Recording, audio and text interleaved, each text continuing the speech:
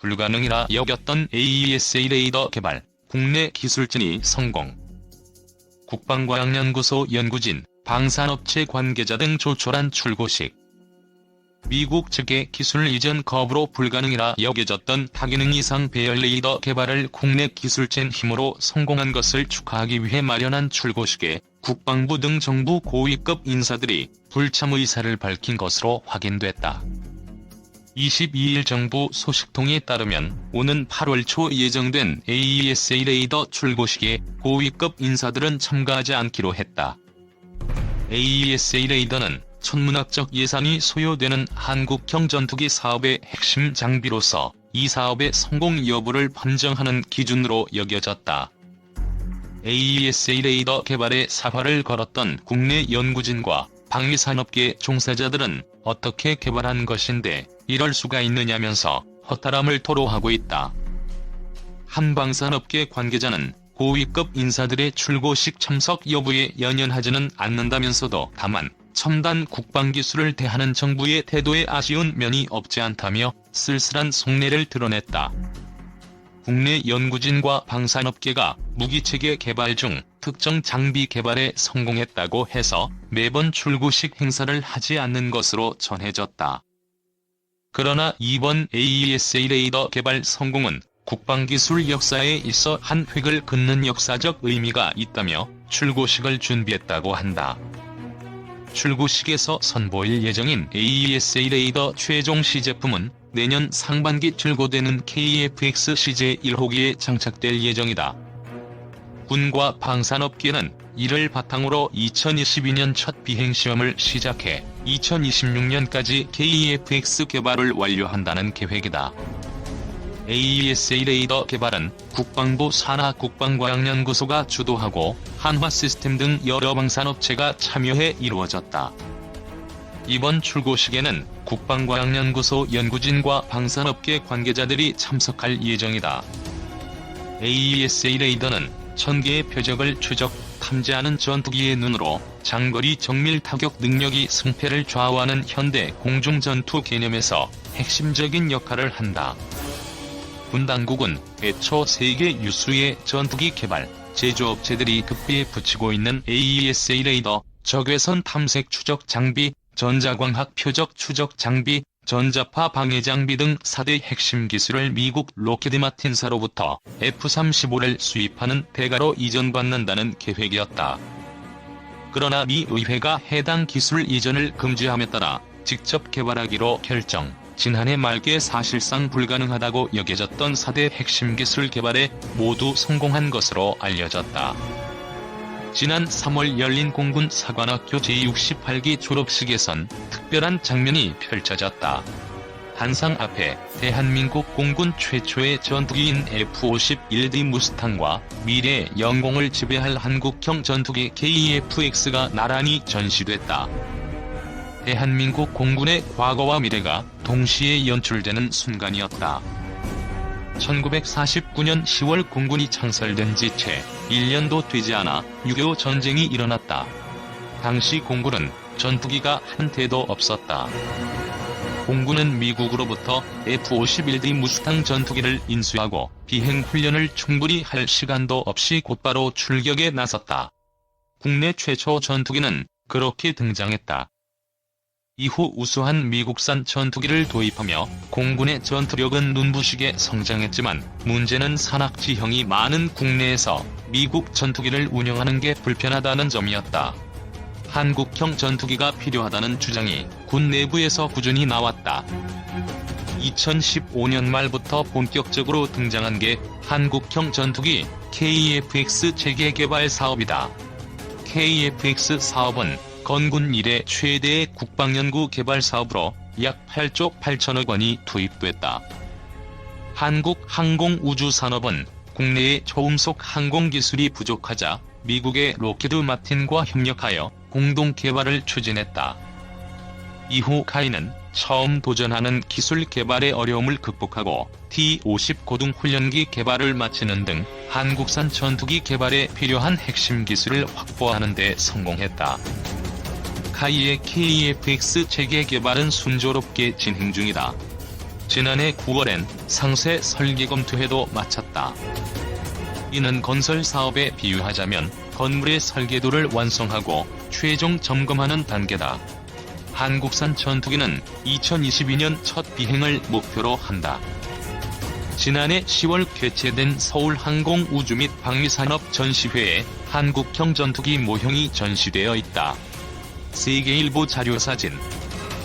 한군 이래 최대 무기 개발 프로젝트인 한국형 전투기 사업이 본궤도에 올랐다. 개발에만 8조 6천억 원이 소요되는 초대형 사업인 만큼 국내외적인 관심도 높다. 국방과학연구소와 한화시스템이 개발한 다기능 이상 배열 레이더는 시제품이 완성된 상태다. 엔진과 전자장비를 비롯한 구성품들도 조립을 기다리고 있다. 이들 장비는 내년에 모습을 드러낼 CJ-1호기에 탑재될 예정이다. 하지만 KF-X의 핵심인 항공무장을 둘러싼 우려는 여전하다. 미국 정부의 의사결정 지연으로 미국 제-항공무장 중 상당수가 KF-X의 체계 통합되지 않고 있다. 무장 문제가 해결되지 않으면 KF-X는 훈련기 수준에 불과하다.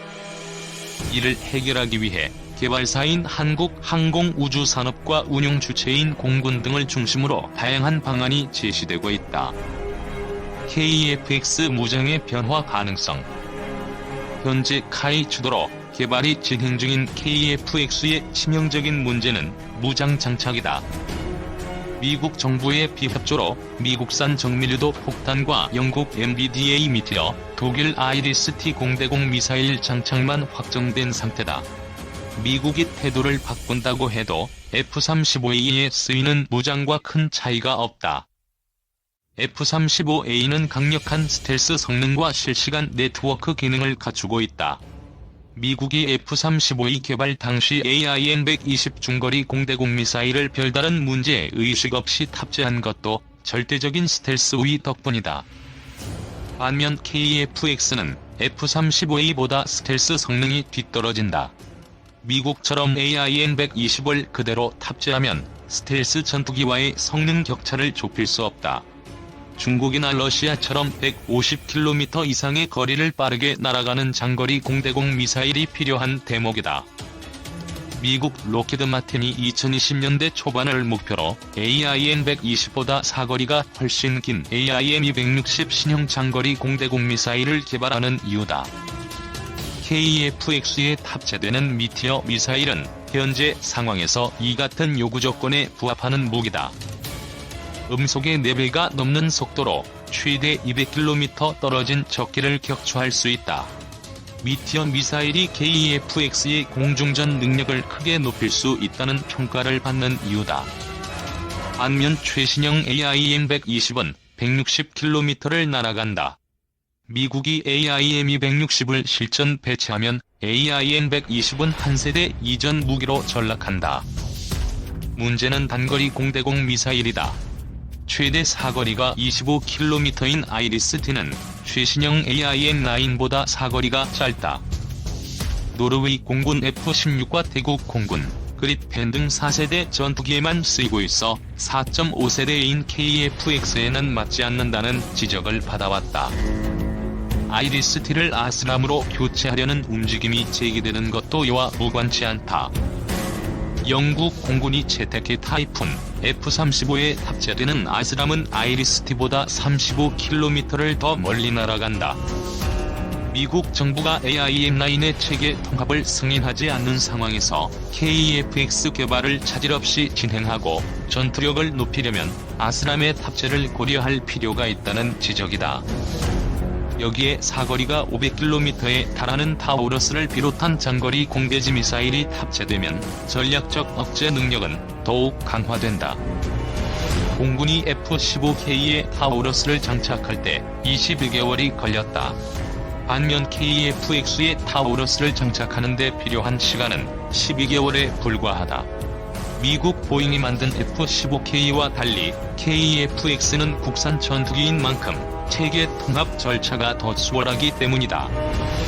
성능이 검증된 타우러스와 미티어, 아스람 미사일을 갖추면 전투력을 높이면서 KF-X 개발 리스크는 줄일 수 있다. 이와 관련해 국내 기술 축적과 방위산업 육성 차원에서 1차 생산 물량은 타우러스와 미티어, 아스람 미사일을 탑재하되 2차 생산 물량은 국산 중거리 공대지 미사일을 장착해야 한다는 주장이 나온다. 100% 국내 개발은 리스크가 크다. 개발을 완료해도 감항 인증을 받아야 하고 KF-X에 탑재해 성능 시험도 진행해야 한다. 이 과정에서 얼마나 많은 시간이 걸릴지 알 수 없다. 미사일 개발 경험을 갖춘 영국의 미티어 미사일 개발 기간이 25년에 달했다는 점을 감안하면 우리나라는 그 이상의 시간이 걸릴 수도 있다. 미사일 형상이나 탄두 등 핵심 기술이 부족한 만큼 타우러스 KE 기술을 응용, KF-X와 FA-50에 탑재하는 방안이 비용 대비 효과가 뛰어나다는 평가다.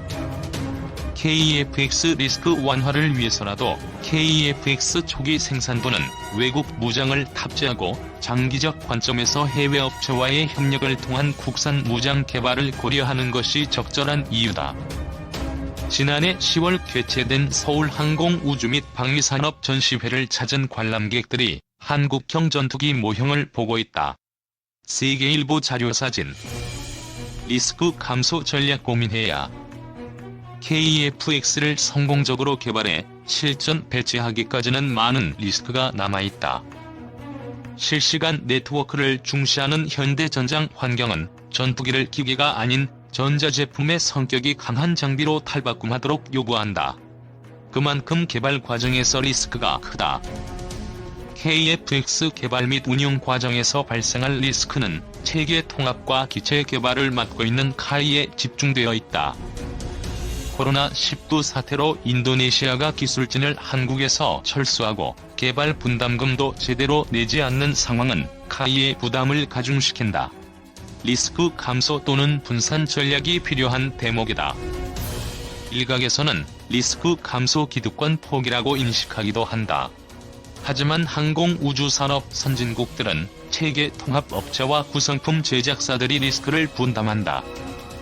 프랑스 라팔 전투기는 개발사인 다소 항공을 중심으로 전자장비 및 레이더 제작사인 달레스, M88 엔진을 만드는 스네크마 등이 참여한 라팔 인터내셔널이 판매와 수출을 담당한다.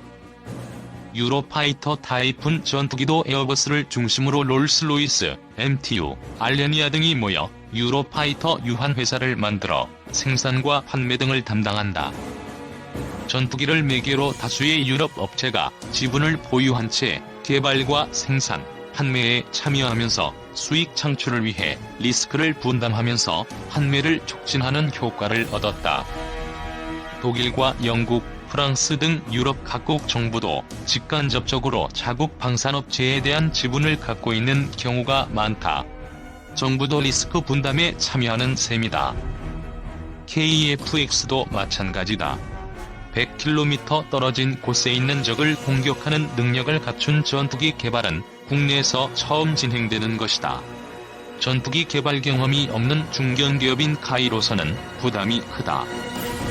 한국형 전투기에 탑재될 F-414 엔진이 지난해 10월 개최된 서울항공우주 및 방위산업 전시회에서 한화 부스 앞에 전시되어 있다. 세계일보 자료사진. 실제 비행시험에서 발생할 다양한 문제점을 신속하게 해결하고 판매 증대를 위한 기반을 마련하기 위해 한화 에어로스페이스, 한화 시스템 등 KF-X의 구성품을 납품하는 국내외 방산업체를 모아 KF-X 인터내셔널을 만들 필요가 있다는 지적이 나오는 이유다. 정부도 카이 지분을 갖고 있으므로 카이를 통해 간접 참여할 수 있다. 이는 KF-X의 신뢰를 갖지 못하는 잠재적 구매국들의 불신을 낮추는 효과도 있다. 현재 KF-X 개발은 되돌릴 수 없는 단계까지 진입한 상태다. 공군 전투력을 강화하면서 항공우주산업 발전에 긍정적인 영향을 주려면 첨단 항공무장 장착과 리스크 감소 전략이 필수다.